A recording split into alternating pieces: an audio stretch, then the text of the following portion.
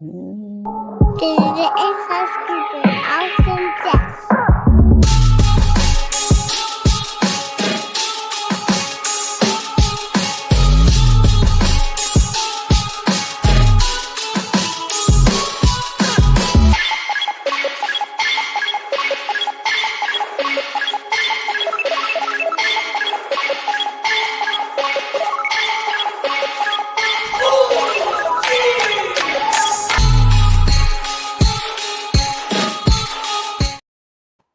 Welcome, everybody, to another episode of Inside Scoop with Alex and Jeff. I'm Alex Dingman. I am Jeff Doss, and we welcome on Diego Rodriguez-Florez, DG himself. What's up, man? What's up, guys? Thank you for having me. It's a blast. I'm excited to be here. Yes, sir. We're glad that you're on. You know, think about it, Diego. Your name is exciting. You have an exciting name.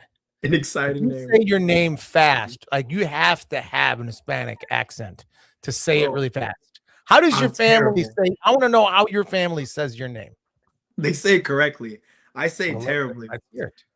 Yeah, they say like Diego Rodriguez-Florez, but I can't say that. So when I present myself, it's always like, I am Diego Rodriguez-Florez, and it's like the worst. I can never say it right. All right, if you were to like imitate your mom saying your name, what would it sound like?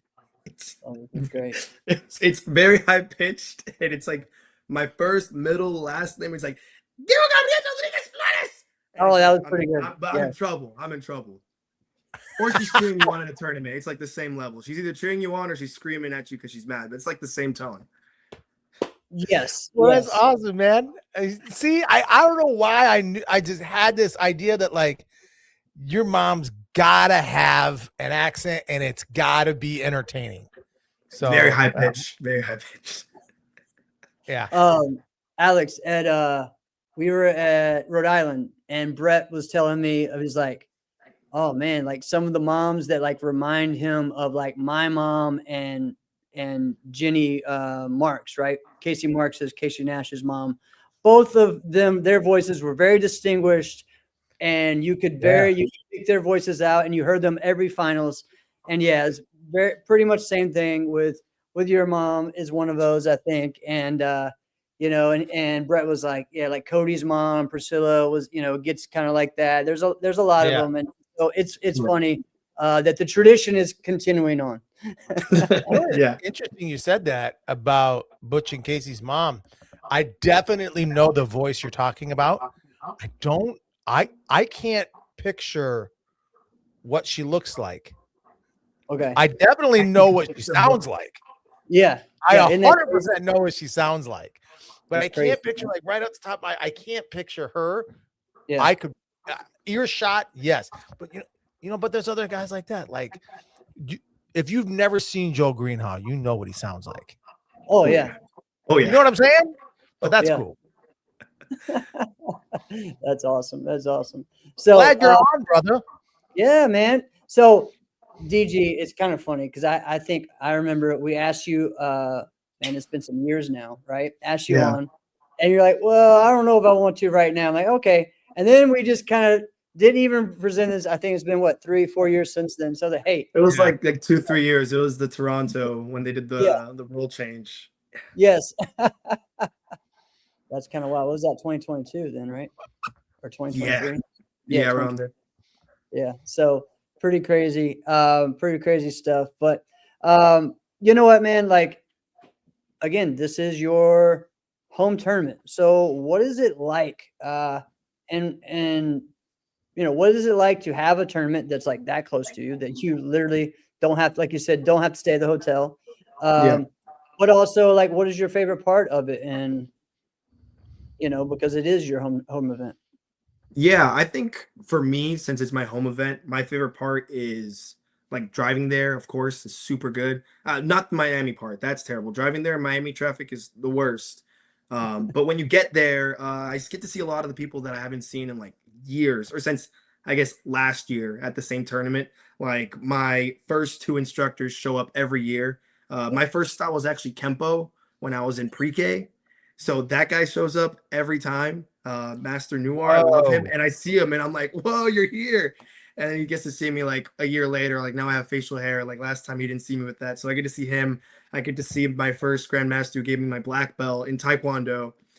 He shows up, and it's just cool seeing everybody after a year. And then everybody from NASCA also comes over.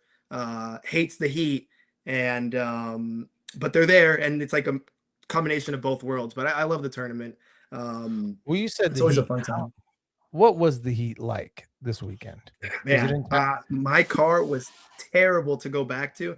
I made the mistake of leaving like uniforms and stuff in my car. So in the middle of the day, I Oh, will go out to get it, and it's like hot. So I had to put on like a hot traditional gi. It was like the worst thing ever. So Oh, really, it was like really hot. It was really hot outside. Luckily, the venue was actually conditioned really well this year. right. yes, Florida. In Florida, you don't dress for the weather; you dress for the air conditioning.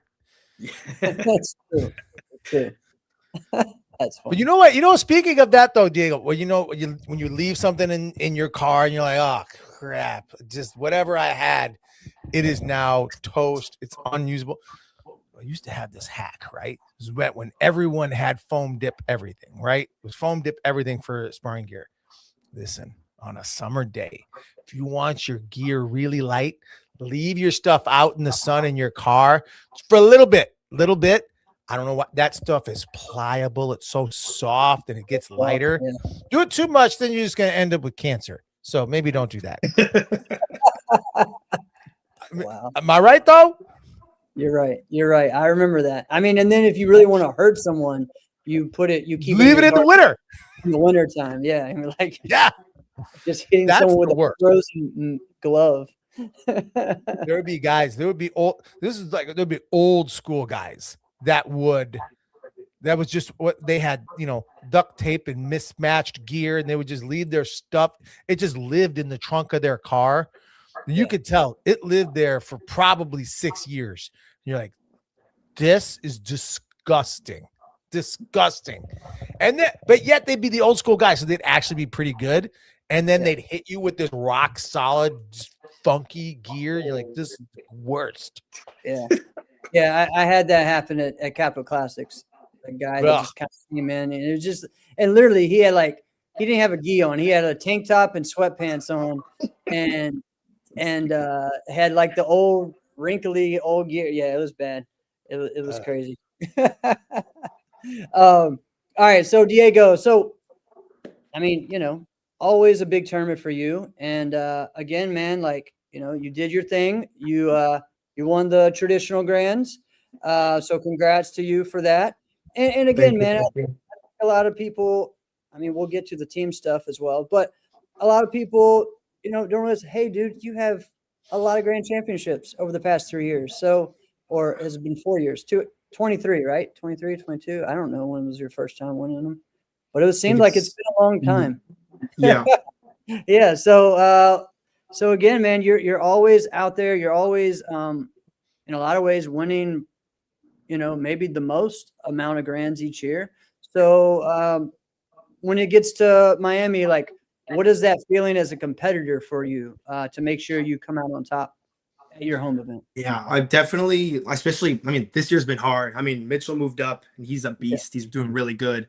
And then Mason's always coming in and out. So even when they're there, I want to do my best and win, of course, but I want to make the best opportunity, especially here at Pan Am's. Last year, I showed up, Cameron showed up, he beat me on Friday, and then I was primed and ready to go on Saturday and win traditional forms. But I had to go to the hospital Friday night because of a heart incident, and I was out for the whole tournament. So this year I really wanted to go and win. Had some decent competition. None of the big names came, unfortunately. So it was still a solid win, but I still am looking forward to battle to go against more of the usual top 4, top 5 competitors. But I'm glad I got to make up my loss from last year. Well, that's good. So having a hometown tournament, because not everybody has a high level hometown tournament, right? Yeah. So, all right, you have a hometown tournament. Is this your favorite tournament to win? No. Okay. No. You looked at me like I had two heads. Sometimes that answer is yes for some people. Yeah. All right. Now, what begs to ask the question, what is? It's between either like to win diamonds, because you get that diamond Right. ring. That was one of the best wins. US Open. I think I've only won teams there, but that night show is amazing. And then for me, the trophies at INC. I love those trophies. I haven't been able to go there in like 2 years, but I love that tournament. That is one of my favorite tournaments, and I love it. I like the look of the trophies now too. It looks like before it was very like Sahara jungle themed, and they're still kind of like that, which I dig. But now it's got a tiki vibe.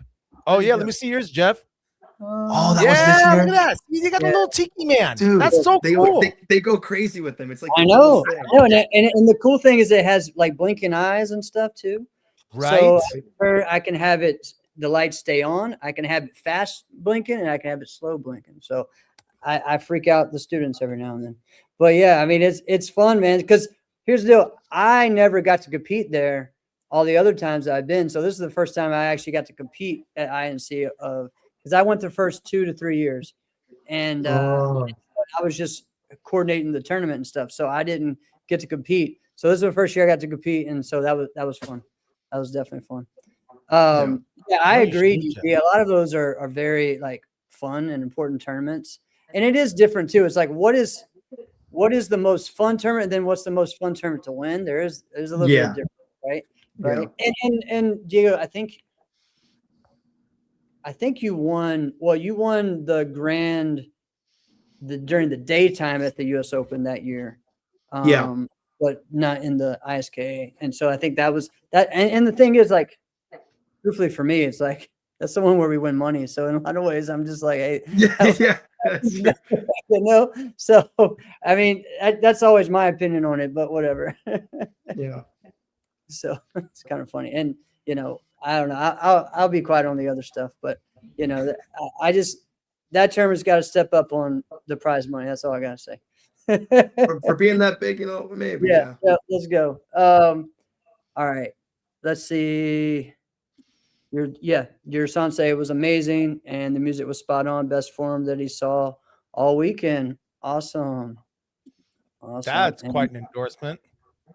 Ben Jones says he loves you. He loves you, man. He loves you. All right.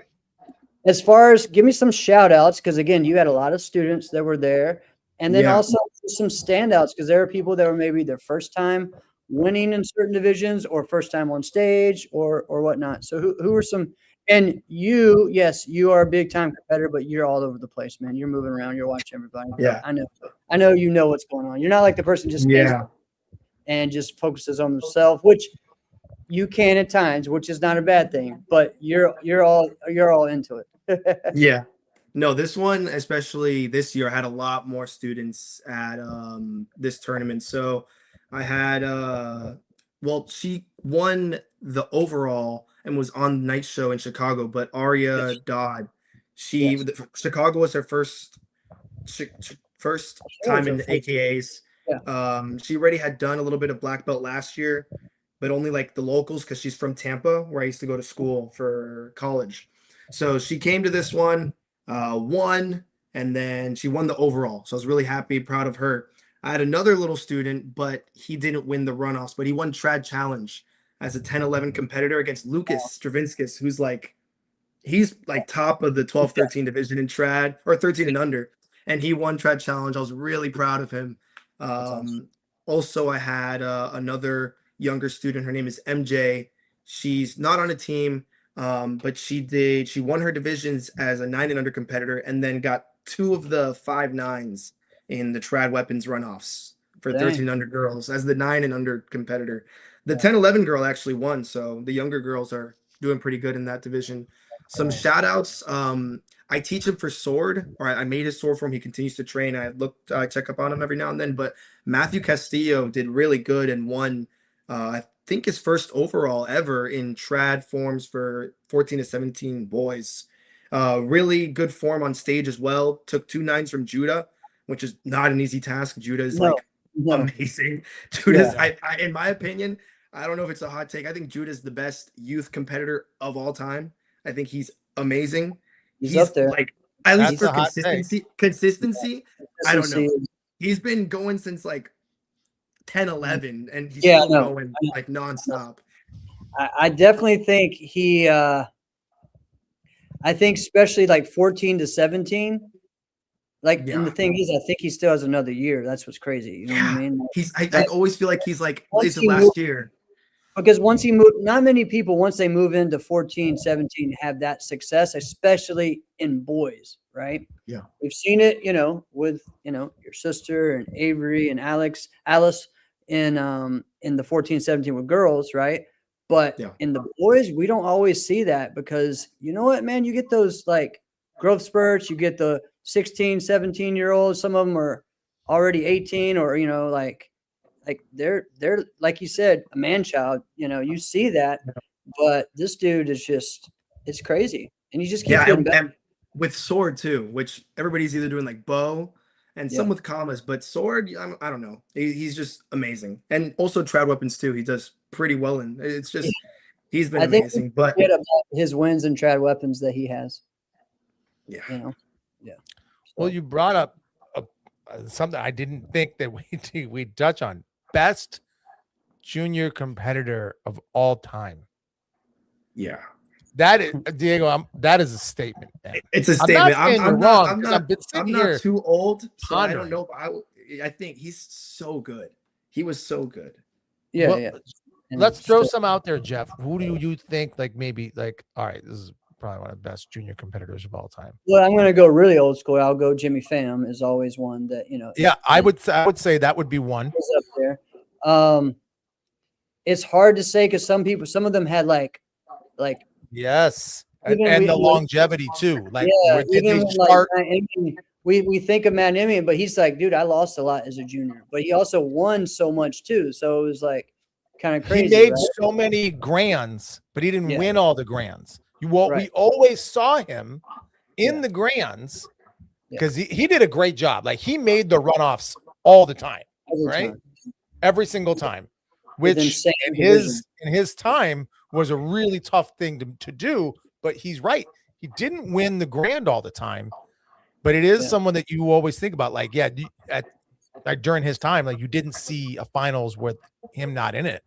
I mean, you're Danny Ekin, we forget.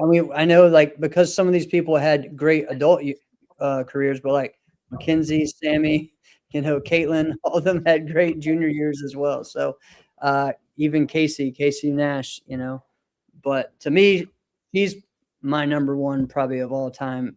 Oh, Jimmy?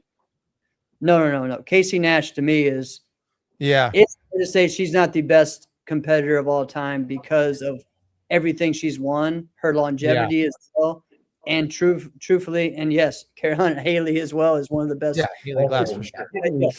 For sure. There's so many that have great, and there's some that we're watching now that are doing it. So, again, I think there's something to that. That all right, if you look at it now, to say the junior competitors now, have an opportunity to be better than all the junior competitors before.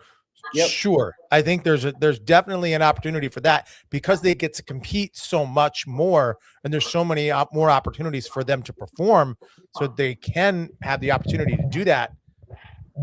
Yeah, I think Jimmy Pham is the right like comparison. Like, what about Jimmy? I mean,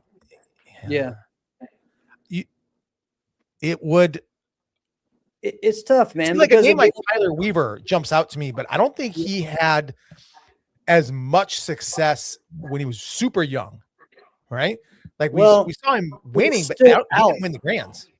Right, but he was a name and he was a force, kind of like yes, people exactly. Blindfold for him, like with a combos. Yeah, I like that one. So there's a lot, and yes, Amanda is following that path.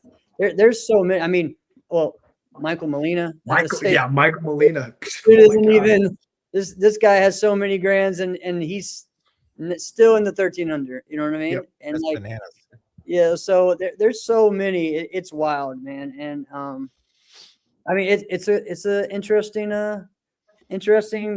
topic, you know. So, I didn't think we get into that one. It's a pretty good yeah, one.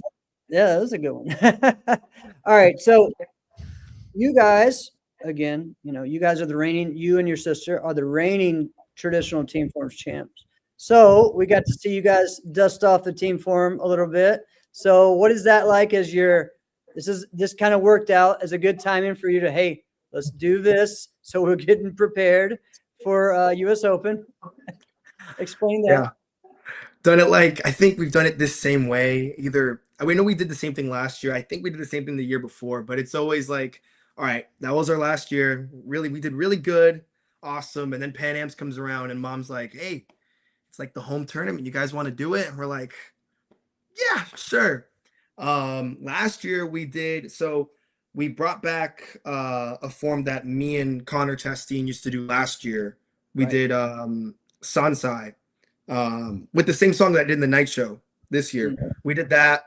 We didn't get to do a performance in the night show because I had to go to the hospital. But this year, we brought back the first ever team sync trad musical that I ever did with Connor, a Super Empe, which is a lot longer, a lot slower. But like that song has like such heavy bass. That was the first song my dad made for us. My dad makes all of our music. So we brought it back. And then there was nobody in CMX forms sync. But then Avery and Philip saw that and they were like, you want to do something? They went up, they did like a little 30-second thing to just get the win. And then they made a whole form in one day for the night show. And it was pretty good. It was pretty good. It had us a little nervous. We're like, all right, I mean, we practiced for like a week, 2 weeks, but we got to maybe lock in. Let's run the form a couple more times before we go to the night show. My mom was like, should we switch? Should we go to the one you guys did for like 2 years? I'm like, no. We practiced this one. We got it. it. That's cool. So what's that like doing a team form with your sister? Tell us what the training is like. I mean, has it gotten better over time as you guys have gotten older and matured? Or, you know? That's what I would say. It used to be a lot more arguing. Now it's almost like we're on the same page and our parents are like, nah, do it again. And we're like, oh, we know it. And they're like, no, there's a couple more times you did this one little thing wrong. And we're like, okay, watch, we'll do it right. And then we do it right. And they're like, okay, one more. And we're like, so now we used to be, although we were teammates, we used to like argue at each other like it was her fault, it was his fault, it was her fault. Now we almost like we're together. We've done it how many years now? I think this is either our 4th or 5th year doing a team sync trad just in general. And we're thinking of US Open. We were already talking of it. I don't know for sure yet. But my mom and dad are like, you guys have the title, you can do it. Yeah. I mean, you get it automatic. I mean, you might as well, you know. All right. When you guys are training, because Jeff, you asked the same question I would have asked too. I wanted to ask. Yeah. But when you are training and your sister messes something up, what does she mess up? Honestly, this time, even though she didn't know this form because it was one that I did and she didn't mess up anything. But often when she messes up, it's just like a timing thing, or I'll be honest, she doesn't go full power because we're just like trying to figure out if we're on the same time. And then my dad will be like, yo, DG, you look really good. You look strong. Pia, I need you to try. And she'd be like, and then we have to do it again because she didn't try. Okay, that's what's like the biggest arguing that you guys have? What's the biggest fights that you guys have? Because I will say, as having a sibling that I did a team form with, it didn't get better. We only fought more. No, I'd say it's gotten a lot better. I think the only thing we really argue about is to do the next one because we want to hurry up and get the training done. Like we're working on it, and I'm taking a little bit too long on the downtime, talking around too much. I'm a little bit more laid back. She just wants to work on it. So that's the biggest thing. She yells at me to focus on again and let's go. Let's run it again. Oh man. See, this is all just giving me like bad, flashbacks and stuff. That's why you hate team forms. That's why I hate team forms. It's like, oh God. Like, and I mean, like people, Tim knows this, and this is why he's always like, You only have to do this for demo. You only have to do this. And then I get there and there's like extra things that, okay, I really need you to do this, Jeff. I really need you to do this. Like, this is why you probably like in high school, you were like, I do not want to do team projects. I do not want to do group projects. Group projects suck. That was probably you. It's true. You're right. You're right. So I have a funny story with that too. It's like, so when I was 14, 15, my brother, I was getting him back into martial arts and he just wanted to start working with the bow. And so I said, all right, we're going to go to this tournament. You and I will do team forms. And we worked for like 2 months on this team form. And I dropped. The whole time he's worried about dropping it, and I'm the one that drops. So yeah. Dude, was Cord mad or was he almost like relieved? He was like, at least it wasn't me. Yeah, a little bit. Yeah, exactly. A little bit of both. Yeah. Well, that's cool. Okay, so we had a hometown tournament. You came out on top. You did the team form. Tell me more about the experience. Give us all a bird's eye view and an experience, but what it was like that they can't see and know. Yeah. Okay. Honestly, I was surprised with the way they ordered the night show. Talk about it. They ended the night show with trad, which I doesn't ever happen. Doing trad. Yeah, I love doing trad.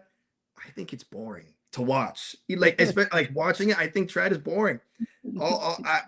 Personally, I think you have to make a really good trad form for it to be entertaining. So a lot of the trad that I see is like, okay, even my own trad form, I watch my videos. I'm like, I don't want to watch my videos. It's like, no. So I saw that they did that. They put the CMX and then they do the trad. So I knew it was going to be pitch quiet because people already left. It was like 10:30 at night already. So they had the women's first. It was my sister versus Savannah. And I had my headphones on and I see her go up. And I swear, I don't know why, I thought she used music. And I was going to do the form I've been practicing recently, which has no music. But I heard her go up and I thought she did music. And I'm like, wait, I have a musical trad form I can do. There's no copyright music at this tournament. I can pull it out. So right there's only 2 competitors after she finishes. There's what's his something junior. Yeah, Kevin Thompson Jr. Kevin Thompson Jr. He goes first, and then Drew goes second. Great Korean form. But while they're going is when I'm practicing this choreography again last minute.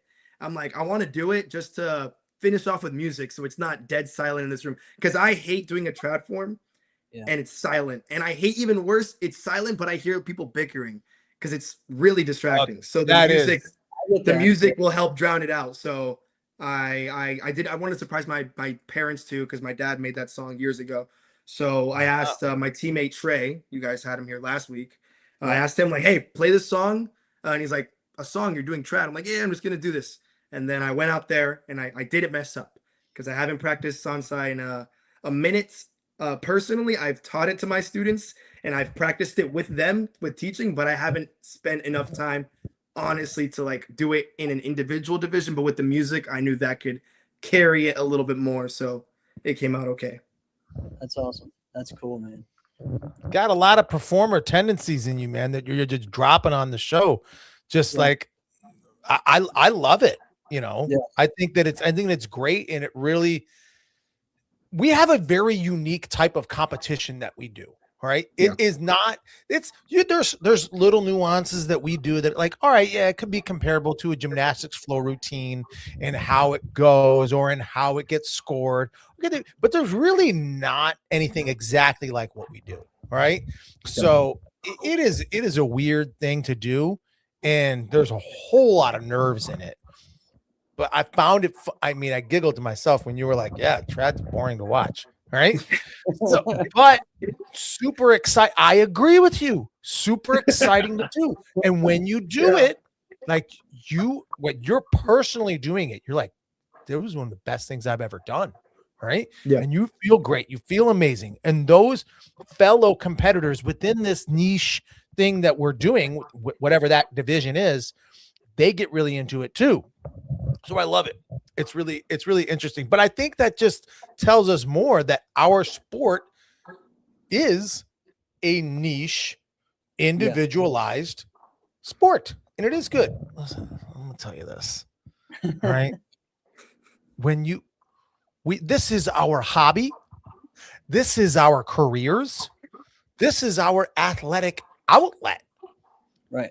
But without it, you gotta have a hobby of some kind. Yeah. Buckle up for this one. This just happened to me this week. I went to Minnesota this weekend, and I'm from there. So I ran it. So I connected with a buddy of mine, and a buddy of mine from high school was just hanging out. And he's like, yeah, man, I got into racing. And I'm like, dude, you've always been into cars, man. Do you got another car? What kind of car? He's like, oh yeah, RC. And I'm like, do you mean like remote control cars? He's like, oh yeah, he's in his 40s. And I'm like, the heck kind of nerd stuff are you getting into? Straight, told him straight. And he's like, this is what he said. He goes, oh yeah, everyone you would have ever made fun of. And he goes, they're the kings, man. He goes, I'm the nerd. He goes, to them, I'm the nerd. And I'm like, what is happening? This dude pops his trunk and he's got 4 remote control cars. They'll go like 80 to 100 miles an hour. I'm like, what is wrong with you? Right. But he owns it and accepts it. And I love that about it because it was an activity and a hobby that he just totally immersed himself into. The people that he was telling me, he goes, yeah, people do this their entire lives. And I'm like, that's us. That's us. We do this stuff our whole life. We just happen to hit people in the face or actually do really cool athletic things. Remote control cars. What are you talking about? All right. You ready for like me to make that what you just did into like a small town country story? I'm so excited for this. So yesterday, or maybe it was Saturday, I'm driving by like the local Hardee's, like in the middle of my main town, right? And again, I live in a town of 1,600 people. We have 2 stoplights. Okay. So, and I'm driving and I look and there's a guy with a remote control, like a remote control monster truck with a case of beer in it. And stop. It's the most redneck thing I've seen. He has a monster go truck to take his beer to him and he's just walking. So from the store, he has the case of beer with the remote control back to his apartment or back to his house. Yeah, why not, man? Why? I know. What's wrong? Yeah, I was so mad. I tried to pull around and find him again, and he was gone. Man, he was fast. Because I went on a date in the city, right in Chicago, and you did see the weirdest things in Chicago, by the way, all right? And we just see this like R2D2, right, thing just like going down the sidewalk. Like, what the frick is this thing? This is this mobile garbage can. What the heck is this? It's a delivery service. Things delivering. Yeah. What? You just put something in C3PO and it just delivers it to you? What? So why not a remote control car? At least someone's controlling the thing. Right. Exactly. Oh man. See, this is what we do. This is the fun. This is the fun part. This is the fun part of the Sport Karate podcast. Right? I knew we were going to talk about talk Sport Karate. All right, so let's talk about some of the fighting. All right, so again, I know you're always around, for Pia's divisions. Again, I feel like this tournament has always some different competitors who show up that maybe you don't expect. Like of course we expect Christian to be there, and he had a great weekend, right? But then we got to see Dean and Stephanie both, from Europe coming over. They're representing legends, so they had big weekends. Also, we had Savannah down there winning the open weight. So those 4 were the ones that really stood out on top. But let's talk about Jalen Lazenby, man. Winning his I would think it was his first overall. It might have been his second one. He might have won down there before, but he beat Oscar Garcia. So that was a big win for him. And for ATL. So where were some other fun matchups that you saw, or any that you got to see?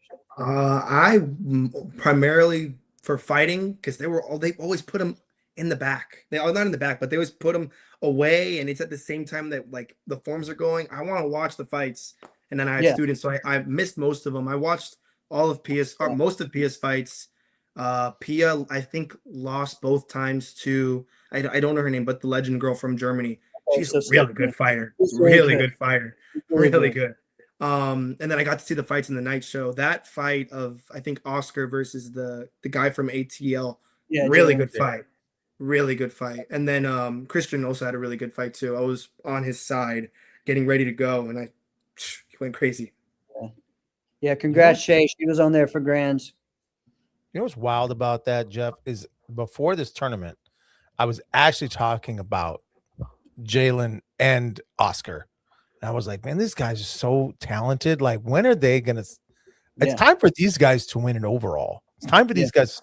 And they did. Yeah. It's because they're both crazy talented. Right. I really like Oscar. I think Oscar won his last year of this tournament. I think that was at that tournament last year. I believe he won his first. So and there's more guys now in today's fighting competition that will win one overall and then not win one for the rest of the year or for 3 years than I think it's ever been before. All right. Yeah.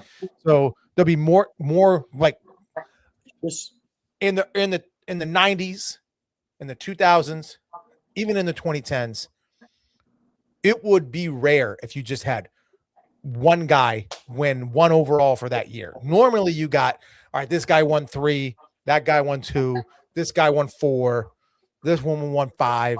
All right. And there's usually like a handful that win all of the overalls. But that's a little different now because the talent level is so deep that, yeah, you can have, I mean, a guy who wins 3rd place in their division can win the overall next weekend, right? And it just wasn't the case so many years ago. So I think that our fighting is in a good place when it comes to that because I like more parity when it comes to that. But, man, these guys are super talented. I'm really excited to see that.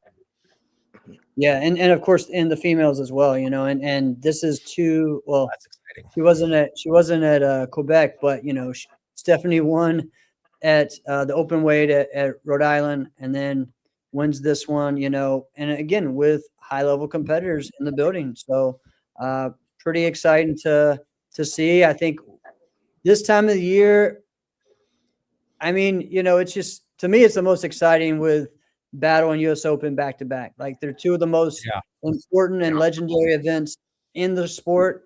And so Miami is a great segue to get people ready for that. I think, you know, some people go there to do that. Some people, you know, stay and train. Some people hit locals and regionals. There's a lot going on. Like right now, it's a busy time. I mean, even though I wasn't at Pan Am's, I've had something every weekend with martial arts. It's insane, you know, like, you know, last week was Infinity, you know, Nationals. The week before that was my tournament, you know, so it was a lot. The week before that was Quebec. And there was also some big regional tournaments as well in North Carolina and stuff like that. This weekend is a big one in South Carolina. Carolina Martial Arts Open is a big one, a big regional tournament there with the night show and stuff, which you usually don't see. Like regional tournaments have a big night show, and they do a good job with that. And then the next weekend is SmackDown, Music City SmackDown in DC. Yeah. So lots of great tournaments leading up to get you ready for that. So, and of course, Florida, there's always tournaments every weekend. And upstate there is. I know Kumite. Well, it wasn't called Kumite. It was like Pittsburgh Power. They had a tournament over the weekend as well. Bill Viola had another big tournament and a big. We're gonna call it Kumite anyway. I know we'll call it Kumite. That's awesome, there, Shay. That's pretty cool that you guys fight for overall. That's pretty sweet. All right. So we talked about some of the fighting. You know, again, big shout out to, you know, last year we had, you know, Pia, Avery, Alice on. All 3 of them won titles over the weekend. Funny story for Alice, if people don't know. So she competed Friday, flew home walked in her graduation that morning, flew back, competed for her first adult overall, and then flew back. And then today's her birthday. So yeah. Crazy eventful weekend. Yeah. What? Yeah. Rewind that. Yeah. She competes in a competition on Friday, which means she probably got there Thursday, right? Yeah.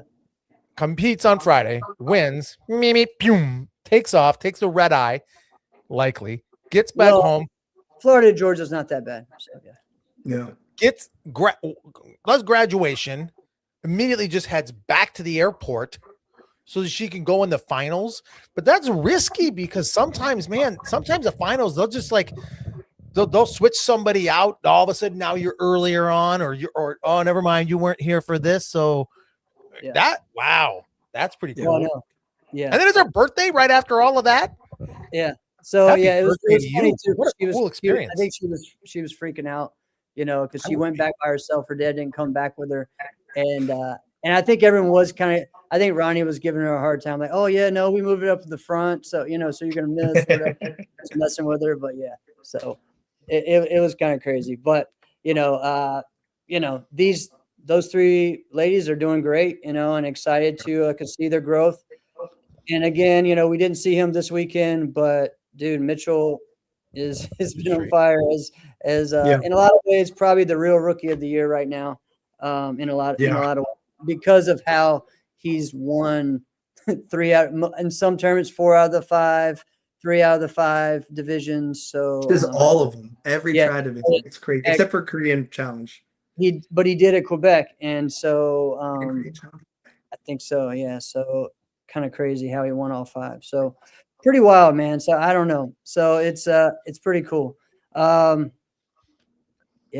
don't know, man, what to expect. I know our path, our ways to getting to the finals at US Open is hard. It gets harder and harder. And every year, I've already told my gripe of I don't understand, but it's okay. It's all right. We all deal with it. So, can I ask you a question, Jeff? Go ahead.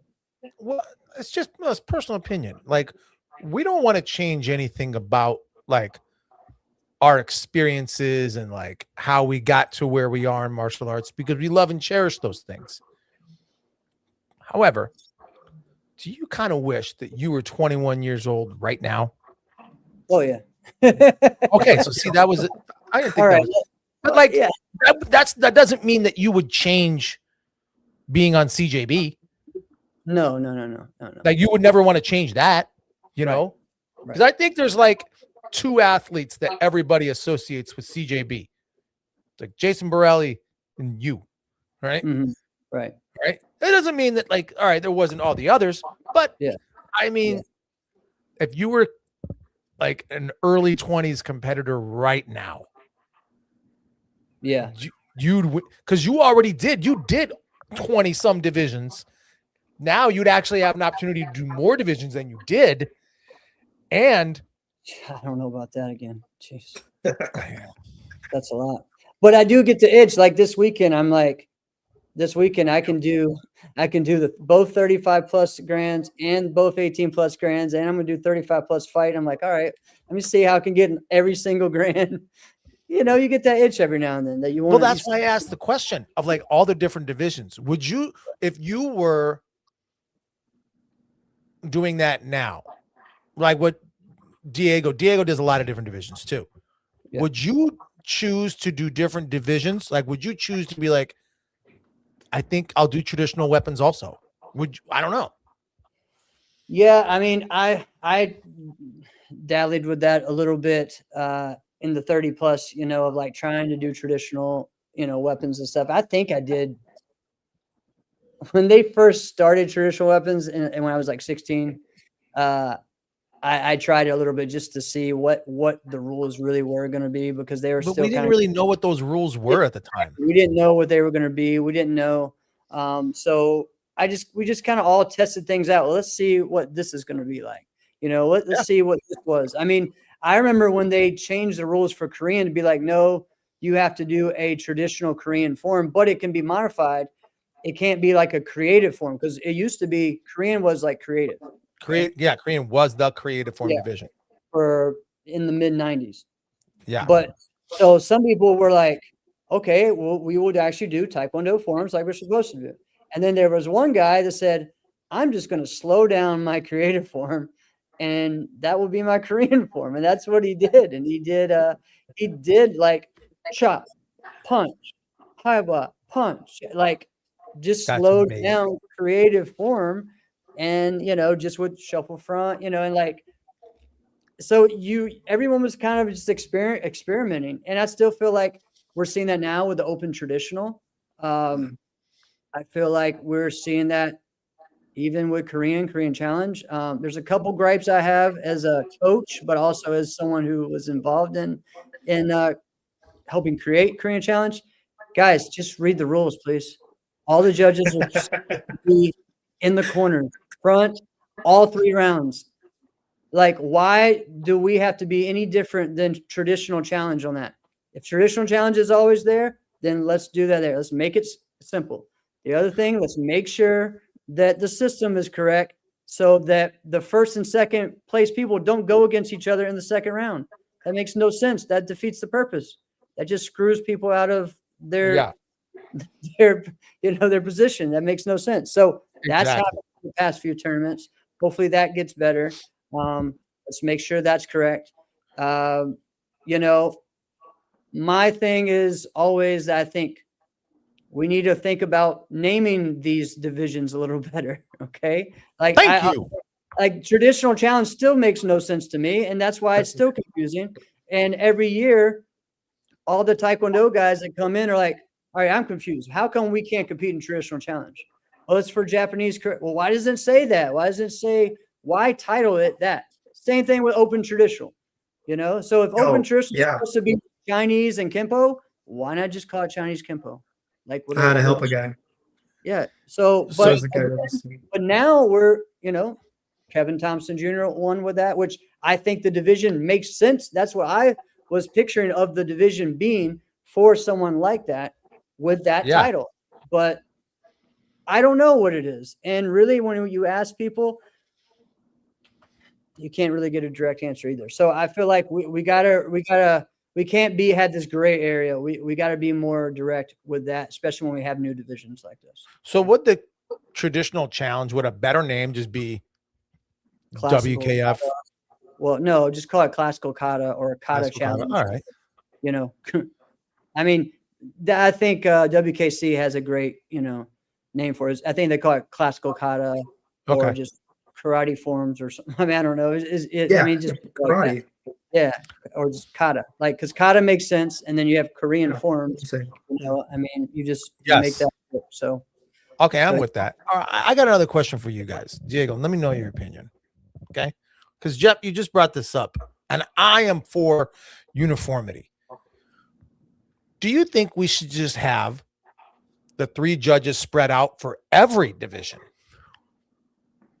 Yes. Yeah, I think so. They don't even they shouldn't be talking according to the rules. They shouldn't be talking anyway. So correct. But we may have more judges falling asleep because they're bored. So I don't know. Oh, I actually think they can't hide as easy then.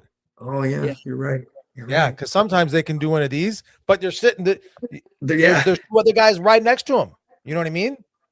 I think that just may pose problems for weapons because people make their forms with weapons going around the sides, not really the front. That's the only risk. But that's where I was going to go next. Then you change it. You know what I mean? Like, so for me, anytime I compete overseas, it's 5 judges, 1 in the center, 4 in the corners, just like it used to be in NBL and traditional.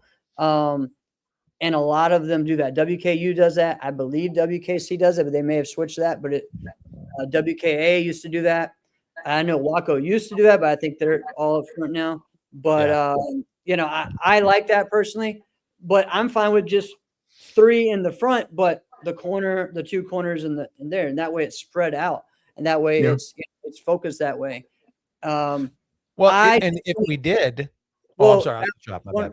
So for me – when, let's say, at Ocean State, they decided in the beginning first round, they didn't want to do the judges in the corner. They just want to have them up front. And I said, well, that completely changes what form I'm going to do, because there's no reason for me to do a line form when you're not going to be able to see certain things, Yeah. And I think that's a big issue with traditional overall. We're not seeing things where someone's maybe their back foot is bladed and their feet are coming up, or people's toes are all over the place because you're only seeing one view, or when they're looking to the back and they're making a face, or they're not even, which people say, oh, that doesn't happen. No, it happens a lot. It happens all the time. Yeah. All the time. Okay. They all know this is my moment to it's like, this is my moment to relax. And there's not a lot that they can see. So the follow-up to that, love that you guys agree the same. So if we do that and we have, 1, 2, 3, as far as where the judges are, would that now change the way people format their forms and choreograph them? Probably. Or do you think? All right, cool. I mean, I know some people don't like that. I mean, I remember getting a huge argument with Tim about this, but at the same time, I just think, you know what, there's a lot of things that don't get looked at because of where the judges are at, or, it's just like, I don't know. I equate it the same way as sparring too, because I don't like it when a judge tells someone, hey, did you see that drop? Or did you see that bobble? Or did you see, like, dude, don't talk to me right now. Like that happened to me at Infinity, and I was like, I'm not telling you nothing. Yeah, do your job. You should, if it's there, you should have seen it. Like, yeah. I mean, it's like, this is my vision from it. Just like, if we're judging sparring, the way I always say, and you're at that corner and I'm over here, I can't stop and say, hey, I saw this, so all you guys got to see what I saw. No, it doesn't work that way. So I don't think it should be for forms either. So. But I think you bring up the great and like comparison to sparring, because that would, if we didn't and we wanted to judge it the same, that would mean just one person just stands, arms crossed, watching the fight and just assuming to see everything. This is bananas. Can't do that. Right. So, Jeff, tell me more, because I didn't see very much of the NBL side. So when they did that in NBL, did you see forms choreographed and formatted differently than you would in comparison to NASCA? It was mostly in traditional that they did that. They used to do it in the beginning of NBL on every division. I think it changed around 95, 96, where it went to just said, okay, for open, we're going to do it. For contemporary, we'll do it in the front and that. But I will tell you, maybe I'm telling some things that shouldn't, but I've judged at some finals recently, and that's when the worst talking happens up there, and that's ridiculous to me. You can see it, and that just needs to stop. There's nothing, and the problem is you sit down there, and they're immediately talking to you right then, and you're like, what is going on? Like, we got to stop this, or just spread out, or So I think that's gotta stop. We gotta get better at that. And here's the deal. I'm okay. Like, you should be okay being the judge that doesn't agree with everyone else. That's one thing that bothers me, is when I go to a judge and ask, well, they saw it this way too. It's like, yeah, but you are this judge, especially if you're the only Korean judge or the only Kempo judge. Why are you judging this way? Well, everyone else did. So it's more of like, everyone's just trying to not be wrong, instead of just judging the way that they see, right? And based on the rules that would be like that would be like the judge that gives everyone a 9.98 in the finals. Or I mean, listen, I've been to tournaments where a judge has given multiple 10s, multiple 9s, and multiple 8s. All right, so yeah, I mean, welcome to the South. Okay, there are people that just do not want to hurt certain people's feelings. So they gave 3 10s. I'm like, 7 competitors, 3 different scores. Yeah. Exactly. Like, come on. Oh man. But then wait, no, there are other. I've had that recently where judges would be like, all right, you just got to worry about this. Just make sure you got your top 4. And then after that, just give everyone else the same score. What? No, let's not do that. Yeah, no. That is a horrible idea because our scores get adjusted in case I say this person gets a 9.97, but you were like, that person thinks they get a 9.87. Now everything gets changed around, right?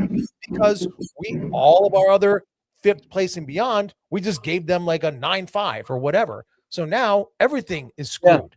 Yeah. Well, and I think Sam sent me a picture. There was a 3-way tie for 3rd because of something like that. Exactly.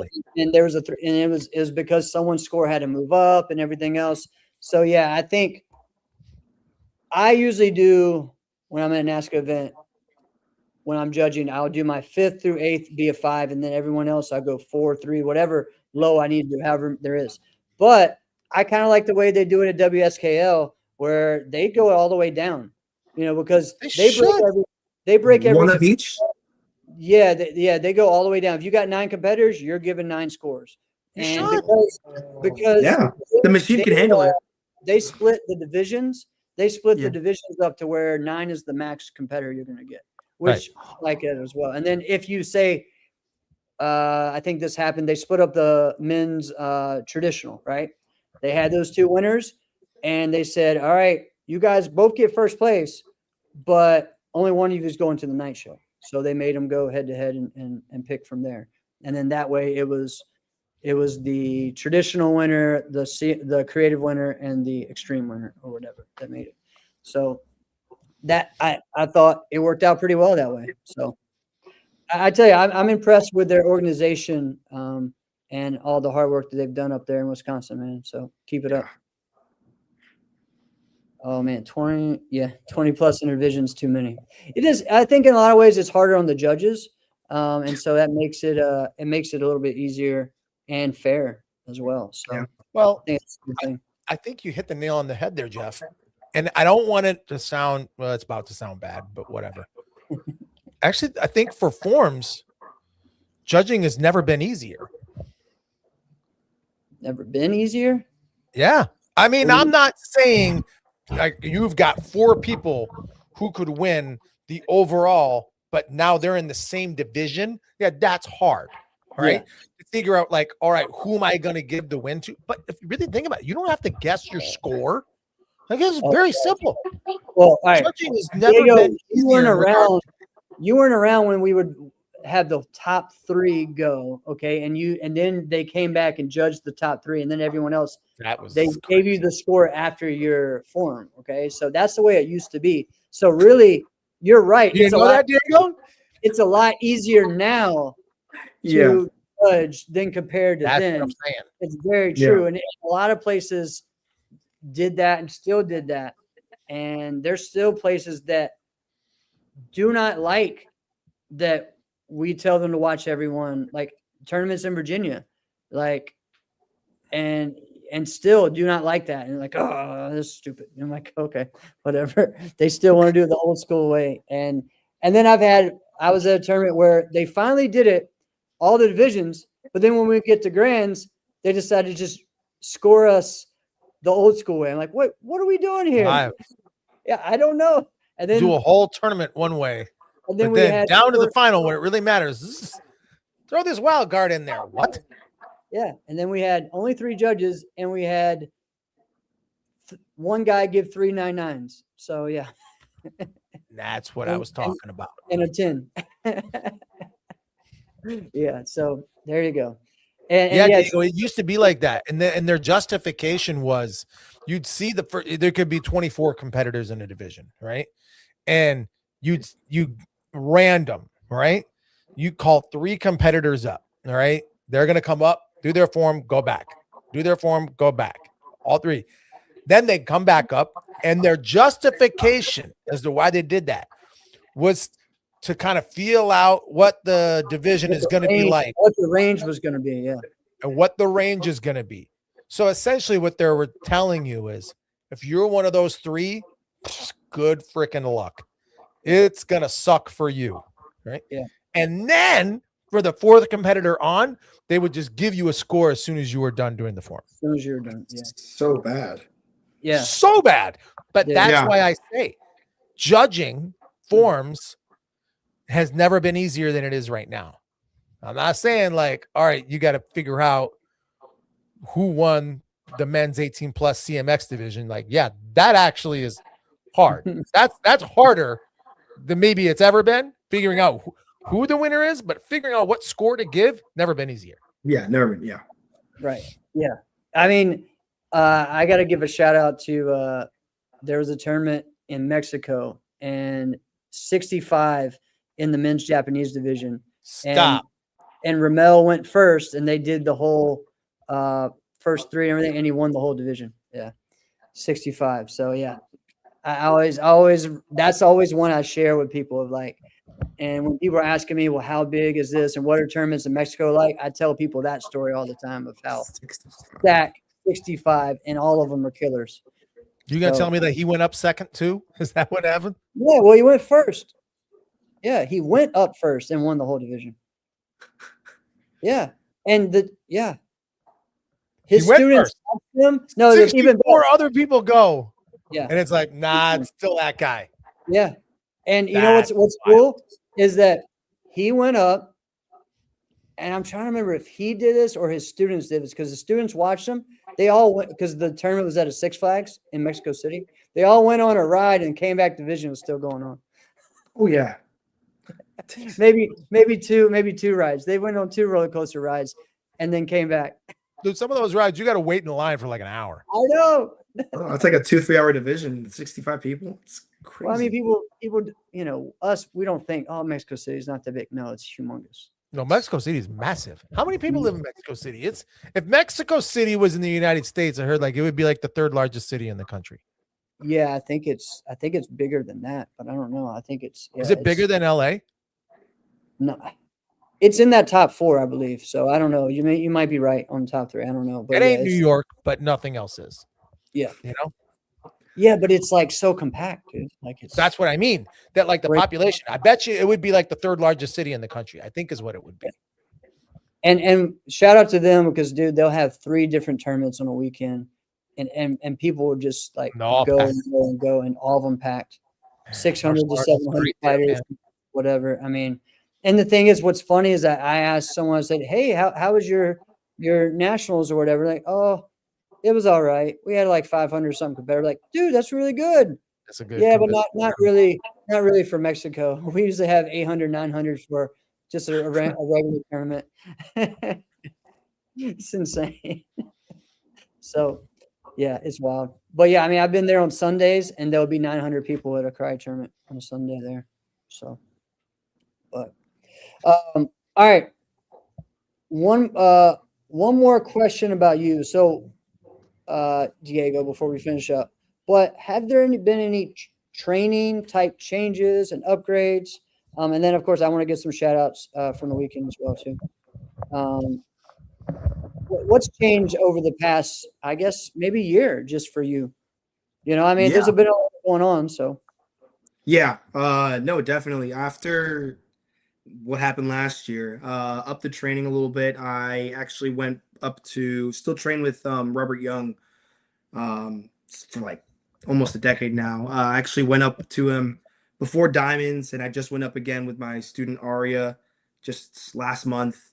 But just training a little bit more, training the sword again a little bit more because I kind of Dawson is such an athlete. I was like, oh, I'll just focus on trad forms and I'll do my trad sword every now and then. But you know, after Melina, my girlfriend, convinced me, she was training double sword, which she did amazing, won her division this weekend. She's like, you got to train your sword. So she made some changes and been working on it again. So just being more consistent with the training. Trained a little bit today, did like a 2-hour training and then a regular class. And then it was good. And then just training every day back to that. Cause it was the first 2 years of adults was like really good. The 3rd year, you know, just kind of like, all right, I'm the 3rd year in adults and would not train as hard. And now I want to get back into it, especially having Mason would be in and out. So I'd be like, whenever he's there, I want to beat him. But I think Mitchell's more consistent where now it's like somebody's always going to be there to compete against. And same thing with Cameron. He was there, but especially like that last year, he was on and off. I think he had stuff with work and stuff. So he wasn't there as often. Joey's like gone. So there wasn't much to compete against. So now Mitchell's a good opponent to finally have again. So it's fun to train again. Yeah, I mean, I think that's why I'm excited for me as well. For like Battle and US Open are always big tournaments for the Korean divisions. So and Noah's great. Noah's a demon. Yeah. So I mean, it's a good time of year for all that. Yeah. So I just wanted to ask that just because I know. I mean, it's it's tough, man. As you're growing and you're learning and figuring out, all right, do I want to stick with this? Do I want to keep doing this? Do I want to do as many tournaments? Like it's a hard thing to try to figure out. So pretty awesome, man. I want to give shout outs to some of my Revolution teammates. So great job to Tim and Rissa and the whole team. Team Demo looked great. Excited for the future with that. Congrats to Rissa for winning both of the 30 plus female forms of weapons grands. Tim won the weapons grand. I think Rashad won the forms grand for 30 plus. And then, Melina winning the weapons grand, the CMX weapons grand. So congrats to her. Of course, we already said Alice winning that grand. Olivia has just had an amazing year and won her grand in the forms. Let's see, who else am I missing there? I think those are the ones that are on stage. I might have missed some other ones. I know we talked about Drew being on stage. So pretty awesome, man. Event for everyone there. Also no, Santiago. He won the 30 plus. He's from Vegas and he won the 30 plus fighting grand. So he's been winning a couple, I think his second or third one this year. So he's been killing that. And he also won the ITF fighting division as well over there. So he did that. He does all kinds of stuff because he does the ATA nationals, and then he does WKC, he does NASCA, and now he's doing some of the ITF fighting. So pretty awesome. Tony. Yeah. Winning this good salsa. There we go. Congrats, Tony, and a great weekend for you. And I know you're a big part of the event now. So congrats to you guys. Congrats to everyone. Drew said, yeah, look at DDB dropping some names. Dan McDonough.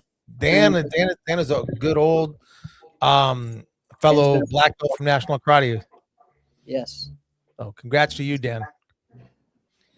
You're right, and Andrew. I mean, Rashad. He is technically from Ecuador. You're right, but you're right.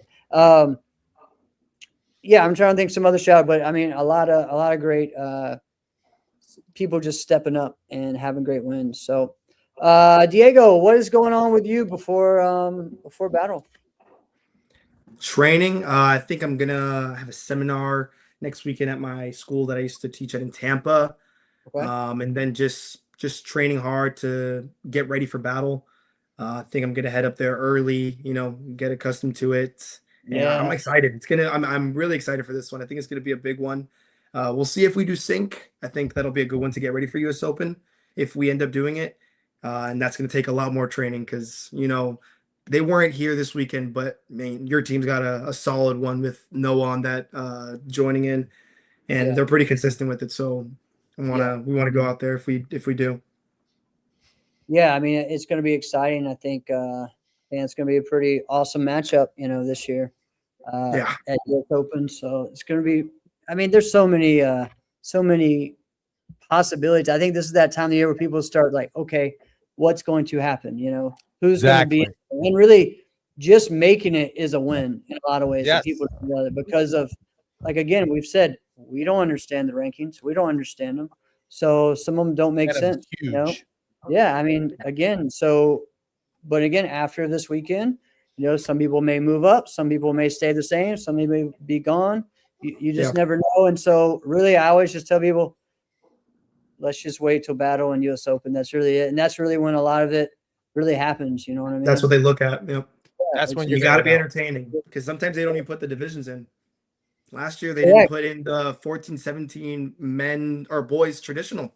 That was Mitchell. And then there was another guy from Florida, Gabriel Tello, who won 2 tournaments, and then they didn't put him up there. That would have been Amazing. That would have been an awesome night show thing. Yeah. Or even Noah up there with them would have been great. Because Noah and Mitchell both beat each other. Yeah. That would have been insane. And then there was no 13 under either last year for boys. And so, yeah, I mean, you just never know this year, with the 14, 17, like all the girls moving up, I feel like you could flip it and do the boys, but I think that would be an injustice because there's so many great, Cody is killing it this year. Amanda's killing it. You had Asia winning this weekend. You had so many. Oh, Annabella Russo also won the CMX. Yes, she did as well, Annabella. So, I mean, there's a lot of amazing competitors right now. And I don't know, man, it's exciting time, so. Yeah. Our fellow insider, crazy. DDB won the 50+ Forms Grand. Congrats. He did. Yeah, man. So I think it's going to be an exciting time. Yeah, man. Good luck with your seminar this weekend. Anything else?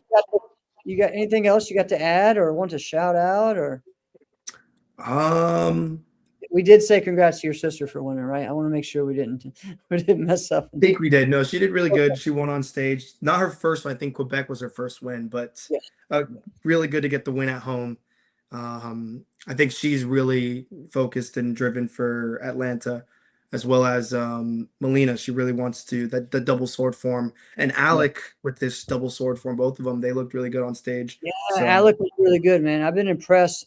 I remember watching at Competes, and I was like, bro, I don't know. He's gotten a lot better. He's gotten a lot better. I watched, and I don't usually say that many people can beat Jake Presley, but I thought that one got him that night. So I'm telling you, if you're right up there, that's pretty good. And I mean, I feel the same way with Dawson. Dawson's just freaking insane. And, and the thing is, dude, like you went out there at Ocean State and beat him. So that's huge. So you're in there as well. So keep doing it, man. Thank you, sir. Diego, you mentioned that you're going to get to Battle of Atlanta early. Battle of Atlanta is already early. Yeah. Like you got to get there early. So what is early for you? What are you going to get in there? Like Tuesday? Probably Tuesday night, I think. That's crazy.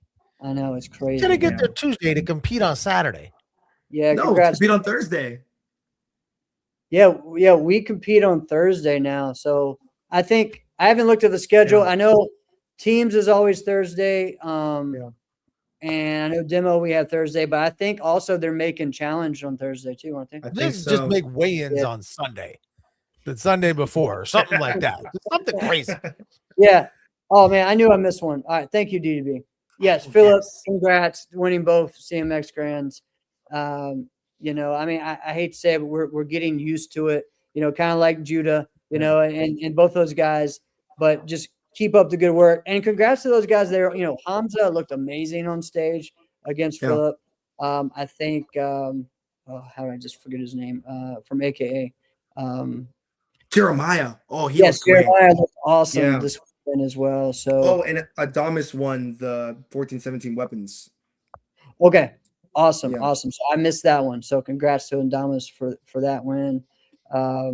Yeah, man. I mean, Michael, I thought he had a great bow form and then broke his bow on the very last move. That was crazy. Congrats, Jaden, for making his first Grand appearance. I don't know. Maybe you guys can inform me. Why is that a DQ? Lack of control? I don't know. I've never been a fan of that. I never understood it. The drop I can understand.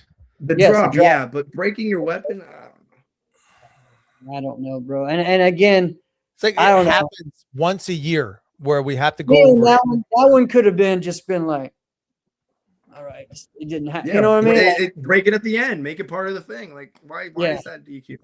Yeah, I mean, I don't know, man. It's wild. Well, the thing is, if you do that, then that would be like DQing yourself too. That's the craziest thing. Like if you just want, so like if people don't know, Nick Kane used to do that for a while because literally his bow would break or crack almost every time he competed. And so he would just be like, well, I got 6 more because he would bring them with him. He's like, I might as well break it and make it part of the show. So he would slam it over his knee. And in NASCA, that would have been a DQ. And NBL is like, it was part of the theatrics. So Yeah. Well, I think back to, it was a long time ago. I can't remember if it was 90s or if it was 2000, but I remember Anthony DeMarco broke the tip of his broadsword, right? It's just crazy. Yeah. It is so crazy, Yeah. right? That he broke the tip and we didn't know because he just stuck his move and he didn't move. Nothing else. He didn't make any mistakes, but we could all tell that the tip just went, bing, was gone. And he kept doing his form and they scored him. One person gave him a 10, right? Yeah. How do we go from that to exactly. you're DQ'd? Makes no sense. Makes no sense. But oh well. I think we brought up a lot of great points today. I'm just telling you. I think we brought up a lot of good stuff. So and some fun. The best junior of all time. I'm gonna sit and think about this, man. Yeah, that was a good one. I know, pretty good. And then we talked about remote control cars and driving your beer on a remote control car. All kinds of great stuff. So no, it's a great show when you talk about nerdisms and beer. Yeah, and how to have really super fast fighting gloves. Putting them in the heat. Hitting. Oh yes. Yeah, I mean, lots of great stuff. I hope everyone's educated today. I'm we got educated. some I more learned a lot. topics for next week. We got some good ones. I'm excited for us to jump into it, Jeff. Some questions for next week? No, more topics, like different topics. Oh yeah. One we're we going to got do next good week stuff. is top 5 walk-ins ever. All right. So, and when we mean walk-ins, like introductions, it could be music. with the water How bottle. you go from not in the ring to right before you start your form. Right. Yeah. So that's going to be a fun one. Right.